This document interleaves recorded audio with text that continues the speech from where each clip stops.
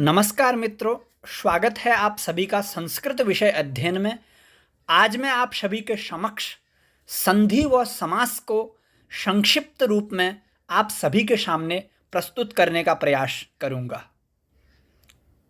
सर्वप्रथम हम व्याकरण के पाठ्यक्रम को आप सभी के सामने उपस्थित करके व्याकरण शब्द की व्युत्पत्ति जानेंगे, अर्थात व्याकरण शब्द का अर्थ जानेंगे। व्याकरण में जितने भी आपको अक्षर दिखाई दे रहे हैं, उन सभी अक्षरों का, उन शब्दों का क्या अर्थ है वह आप सभी के सामने मैं उपस्थित करूंगा। तो व्याकरण शब्द का अर्थ हम सर्वप्रथम जानते हैं।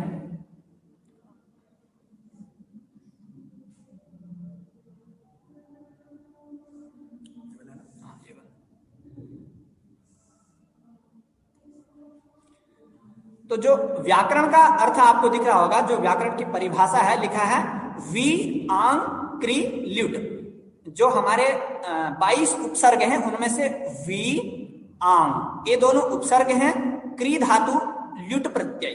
कहने का मतलब है क्री धातु करने अर्थ में होती है। कहने का मतलब विशिष्ट रूप से शब्दों का जहां पर व्यवहार किया जाता है, उनको मिलाया जाता है, उनको विकार किया जाता है, उसको व्याकरण कहते हैं।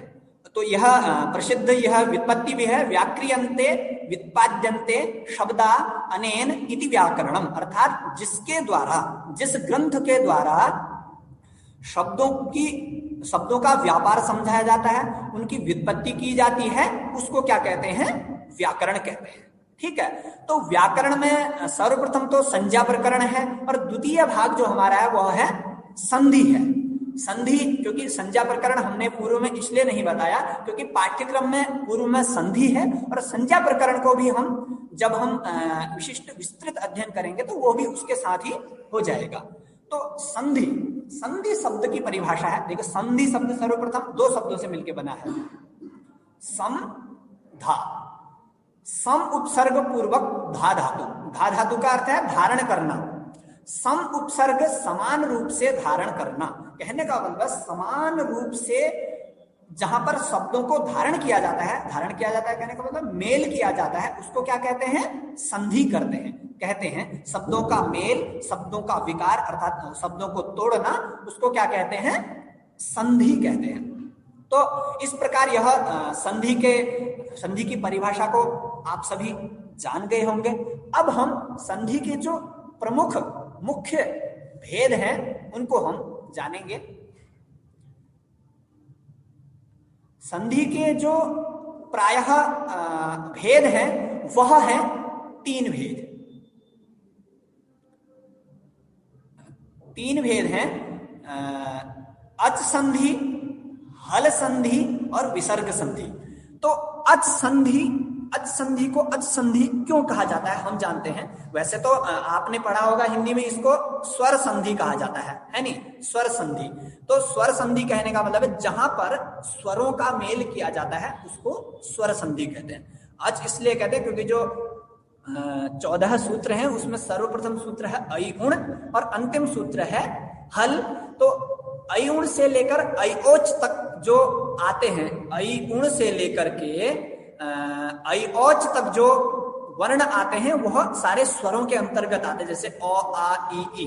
तो उन अ से लेकर चौ के बीच में वो वर्ण आते हैं, उन्हीं वर्णों का जहां पर मेल किया जाता है उसको अच संधि कहते हैं, अर्थात स्वर संधि कहते हैं। जैसे यह प्रचलित उदाहरण है सुधी धन उपास्य। इसको हम जानेंगे, सुधी धन उपास्य। ठीक है। तो आप देख रहे होंगे सुधी में भी अंत में धी का ई का अंत दिख रहा है आपको, ई। तो ई स्वरों में आता है, ई आपको उच्चरित हो रहा है, और यहां पर भी उ उच्चरित हो रहा है। तो ई और उ दोनों स्वर हैं, दोनों क्या है? स्वर हैं। तो इन दोनों स्वरों का ही मेल यहां पर होगा, इसलिए यह स्वर संधि कहलाती है, अच संधि कहलाती है। तो शुद्धि उपास्य, इस प्रकार यह स्थिति कैसे बनी? जब हम विशिष्ट अध्ययन करेंगे, इसमें अनेकों सूत्र लगे हैं, उन सूत्रों के माध्यम से यह पूरा शब्द सिद्ध होता है, वह हम तब जानेंगे। अभी मात्र इतना जाने कि स्वर संधि क्या होती है, हल संधि क्या होती है, विसर्ग संधि क्या होती है। जो हल संधि है, हल कहते हैं व्यंजनों को, क्योंकि हयवरट नामक सूत्र से लेकर के हल नामक सूत्र तक जितने भी वर्ण आते हैं उनको हल के अंतर्गत माना जाता है। हल कहने से उन सभी का बोध हो जाता है। तो यह हल कहने का मतलब जहां व्यंजनों को आपस में मिलाया जाता है, व्यंजनों को जहां पर आपस में मिलाया जाता है उसको कहते हैं व्यंजन संधि अर्थात हल संधि। तो ये जो जगत धन ईशः, यह जगदीशः, यह जो उदाहरण है यह अति प्रसिद्ध है, कई जगह परीक्षाओं में पूछा भी जाता है। तो जगत धन ईशः, यहाँ पर अंतिम में जगत के अंतिम में तो है, ठीक है, ये हल है और आगे ईशः है। तो कहने का मतलब है व्यंजन से स्वर का मेल हो रहा है। तो व्यंजन भले इधर हो या इधर हो, एक जगह भी यदि हो तो उसको हम व्यंजन संधि कहेंगे। तो जगत यहाँ पर तो है, यहाँ पर ईशः है, तो यहाँ पर किंतु ये दो हो गया है। तो यह आपके मन में आकांक्षा हो रही होगी कि तो के स्थान पर दो कैसे हो गया। इसके लिए भी एक सूत्र है, वह भी हम जानेंगे। अभी मात्र इतना जाने कि जहां पर व्यंजनों का मेल होता है तो उसको व्यंजन संधि यानी कि हल संधि कहा जाता है। फिर तीसरा जो है विसर्ग संधि। विसर्ग संधि, विसर्ग कहते हैं जो हम स्वर पढ़ते हैं लास्ट में अह, जो दो बिंदु लगते हैं ना, इनको विसर्ग नाम से पहचाना जाता है। तो इस विसर्ग का जहां पर व्यवहार बताया जाता है कि ये जो विसर्ग कहीं सौ हो जाता है, कहीं र हो जाता है, कहीं इसको ओकार माना जाता है, तो इसको किस प्रकार क्या क्या किया जाता है यह विसर्ग संधि में बताया जाता है। जैसे यहाँ पर मनोरथ नाम का यह उदाहरण है विसर्ग संधि का। तो आप सोच रहे होंगे विच्छेद इसका मनस धन रथ है, किंतु ये मनोरथ हो गया है। तो यह इस सौ को पहले र होता है, इस र को फिर उ होता है, फिर उ को ओ हो जाता है, तो मनो होने के बाद फिर आगे रथ है ही। इस प्रकार मनोरथ नाम का शब्द निष्पन्न होता है। वैसे तो संधि के अनेकों भेद हैं। अच संधि के अंतर्गत आते हैं गुण संधि, अयादि संधि, वृद्धि संधि और पररूप संधि, पूर्व रूप संधि। इतनी संधियों को हम जब विशिष्ट अध्ययन करेंगे अवश्य जानेंगे, क्योंकि परीक्षाओं में उनसे भी पूछा जाता है। और हल संधि के भी कई उदाहरण हैं, जैसे ष्टुत्व संधि, ष्टुत्व संधि, क्षुत्व संधि, कई संधियां हैं। और विसर्ग संधि के भी इसी प्रकार अनेकों उदाहरण हैं। तो इस प्रकार यह संधि का ज्ञान हम लोगों ने जाना। अब द्वितीय जो बिंदु है हमारे पाठ्यक्रम में एलटी में संस्कृत के अंतर्गत वह है समास। समास को हम परिभाषा सहित जानेंगे, समास किसे कहते हैं। तो समासः, समास किसको कहते हैं, समास की ये जो परिभाषा है आप जाने। समसनम समासः, समसनम समासः कहने मतलब समसन जहां पर होता है, समसन कहने का मतलब है शब्द को समस्त किया जाता है, छोटा कर दिया जाता है। भली वह कितना एक लाइन का शब्द हो, उसको मात्र एक शब्द में बोला जाता है जहां पर, उसको क्या कहते हैं, समास। और दूसरा है, दूसरी परिभाषा है अनेक पदानाम एकीभवनम समासः। ठीक है, इसको हम लिख करके आप सभी को बताते हैं। अनेक पदानाम एकीभवनम, ठीक है, एक पदी भवनम या एक ही भवनम, भवनम समासः। ठीक है, तो कहते हैं अनेक, अनेक कहने का मतलब अनेकों हैं, जो एक नहीं है वो अनेक। तो अनेक पदानाम माने पदों का, एक ही भवनम माने एक हो जाना समास कहलाता है। जहां पर अनेक पद इधर उधर बिखर रहे हों, उन शब्दों को हम एक पद में जहां पर एकत्रित कर देते हैं उसको समास कहा जाता है। समास नाम से संजित किया। जैसे आपको कोई बोलता है, जैसे आप कुछ शब्द विशिष्ट रूप से अर्थात विस्तार रूप से बोलते हैं, तो आपको बोलता है या तो कहता है संक्षेप में कहिए या कहता है समास में कहिए। तो संक्षेप का दूसरा नाम ही समास है। तो इस प्रकार समास को हम जानेंगे। तो जैसे ये उदाहरण भी यहां पर दिया है, गंगायाः जलम गंगा जलम। तो जैसे गंगायाः जलम, इस प्रकार कह रहे हैं हम गंगायाः जलम। गंगायाः जलम कहने का मतलब है गंगा का जल। जैसे हम किसी को कह रहे हैं क्या लाए हो, तो वो कहेगा गंगायाः जलम आनयामि, गंगा का जल लाया हूं। तो अगर वह समास करके बोलेगा तो गंगा जलम आनयामि, गंगा जलम भी कह सकता है, बस समास कर देगा तो क्या हो जाएगा, गंगा जलम हो जाएगा। तो इस समासों के भी विभिन्न सूत्र हैं। यह समास कैसे होता है, क्या होता है, उनको भी हम जब हम समास का विशिष्ट अध्ययन करेंगे तो अवश्य जानेंगे। तो अब जो समास के भेद होते हैं मित्रों, समास के 5 भेद होते हैं। सर्वप्रथम जो समास होता है उस समास को हम कहते हैं केवल समास। ठीक है, केवल समास, केवल समास कहते हैं। केवल समास, अब हम समस्त समासों का नाम, उनकी परिभाषा अर्थात उनका अर्थ और उदाहरण एक एक जानेंगे। तो समास, केवल समास होता है सच विशेष संज्ञा विनिर्मुक्त केवल समासः प्रथमः। ठीक है, कहने का मतलब है वह, स माने वह, च माने और, विशेष संज्ञा विनिर्मुक्त कहने का मतलब है विशेष संज्ञा से जो मुक्त है, जिसकी कोई विशेष संज्ञा नहीं है, जिसका कोई विशेष संज्ञा नाम को कहते हैं, जिसका विशेष नाम नहीं है, जिसका कोई विशेष नाम नहीं है, उसको कहते हैं केवल समास। ठीक है, क्योंकि इसका लोक में प्रचलित व्यवहारों में अत्यधिक उदाहरण नहीं देखा जाता, इसलिए इसको केवल समास कहा गया, क्योंकि इसका मुख्य कोई नाम नहीं है। इसका एक उदाहरण है भूतपूर्व। ठीक है, बस इतना याद रखें, ये भूतपूर्व, यह जो क्या कहते हैं उदाहरण है किस समास का है, तो केवल समास का, इतना जाने।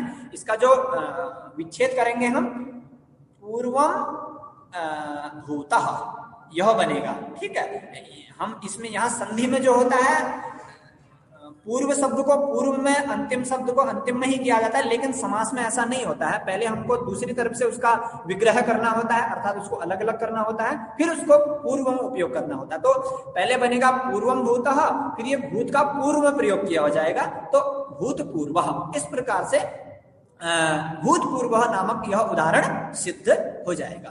तो अब हम द्वितीय समास के भेद को जानेंगे।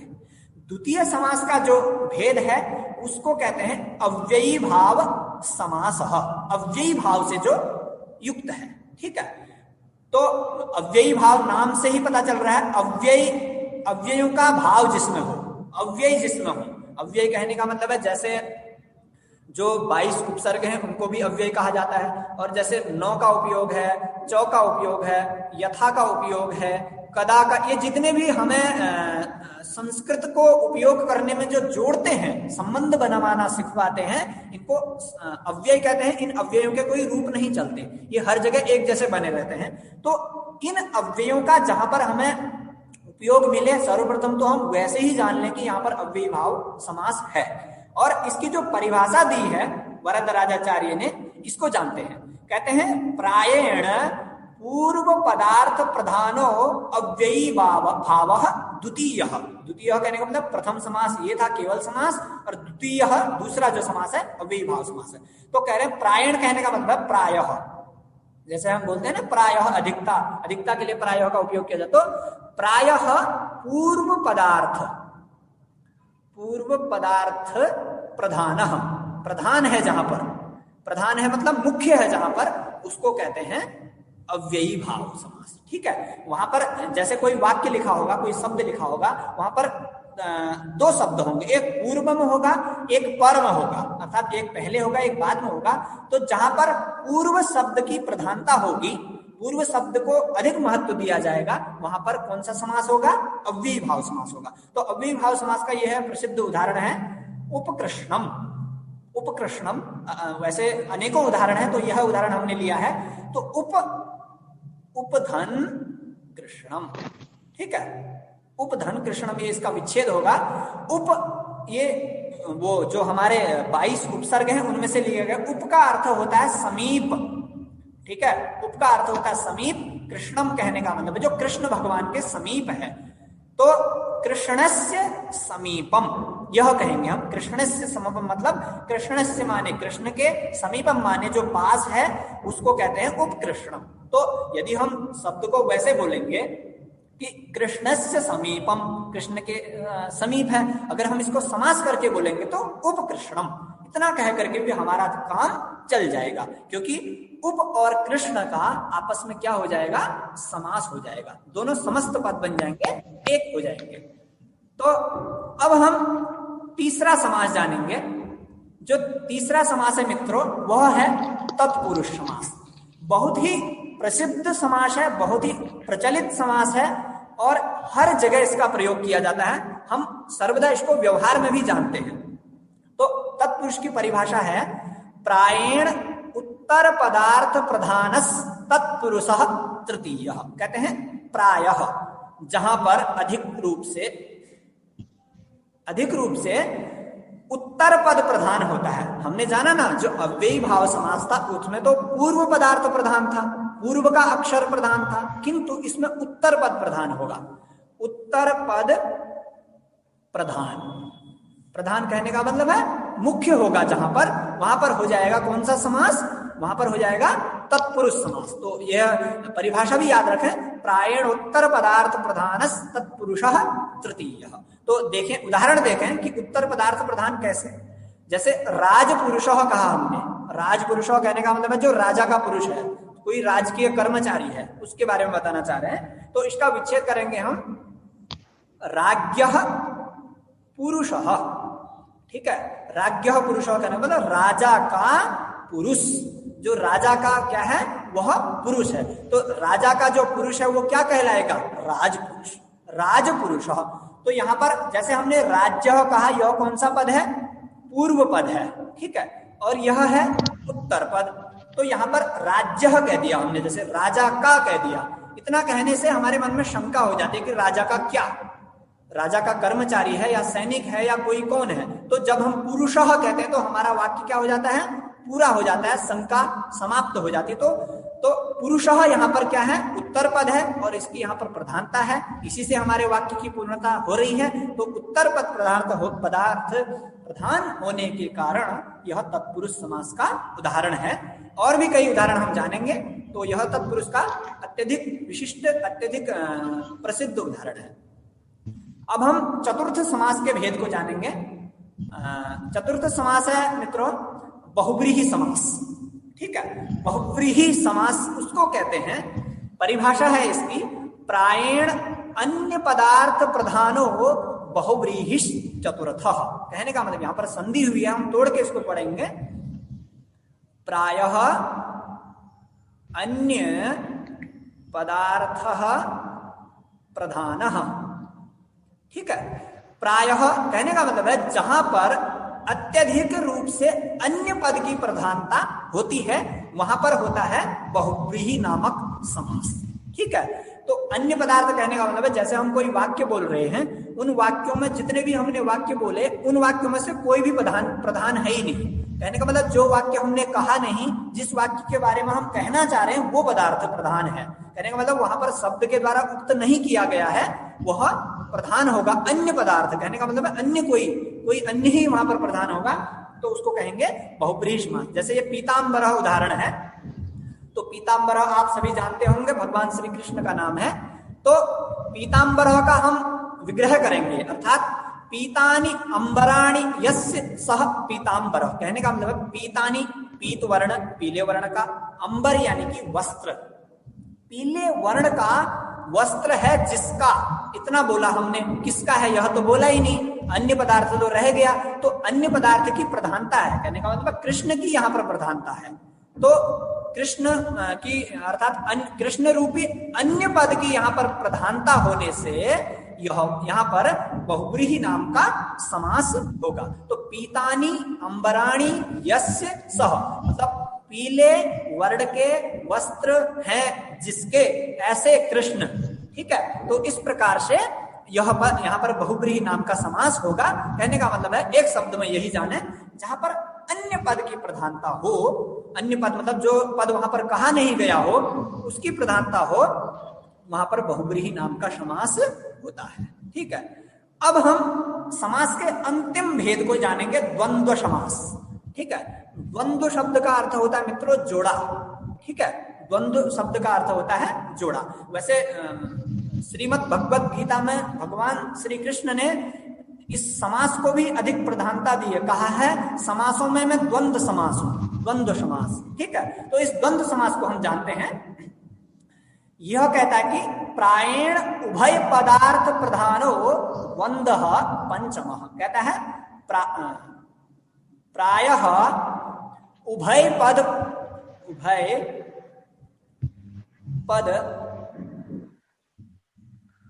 प्रधानः। ठीक है, कहने का मतलब प्रायः अत्यधिक रूप से, जहां पर उभय कहते हैं दोनों को, जहां पर दोनों पद प्रधान, उभय माने दोनों के लिए प्रयोग किया जाता है, दोनों के लिए, तो कहते हैं प्रायः जहां पर दोनों पदों की प्रधानता हो, न पूर्व पद, न अंतिम पद, न कोई अन्य पद, अपितु दोनों पदों की जहां पर प्रधानता हो, मतलब वाक्य में जो पद कहे गए हैं उनमें से दोनों पदों की जहां पर प्रधानता होगी वहां पर द्वंद्व नाम का समास होगा। तो जैसे उदाहरण है राम कृष्णौ, ठीक है, राम भी कह दिया और कृष्ण भी कह दिया, रामः कृष्णः, ठीक है। तो यहाँ पर हमें इनको देख करके यह पता चल रहा है कि दोनों पद क्या है, प्रधान है, दोनों में कोई न छोटा है न बड़ा है, दोनों प्रधान है। तो कहने का मतलब है यहाँ पर द्वंद्व समास है, तो जोड़ा मिल जाएगा राम कृष्णौ, इस प्रकार से, क्योंकि द्विवचन का है ना, एक वचन द्विवचन, जैसे रामः रामौ बनता है उस प्रकार राम कृष्णौ बन जाएगा, और बहुवचन हो जाएगा तो राम, यदि राम है, कृष्ण है और भी कोई है जैसे भरत है, तो राम कृष्ण भरताः ऐसे करके उपयोग किया जाएगा। ठीक है, तो इस प्रकार संक्षेप में मैंने आप सभी के समक्ष इन समासों को आप सभी के सामने उपस्थित करने का प्रयास किया, तो आशा है आप सभी को समझ में आया होगा। पूरा वीडियो देखने के लिए आप सभी का धन्यवाद। यदि आपको यह प्रयास अच्छा लगता है तो आप चैनल को सब्सक्राइब करें और अपने मित्रों तक भी इस ज्ञान का प्रसारण करें। तो आप सभी का पुनः मैं धन्यवाद करता हूँ। नमः संस्कृताय।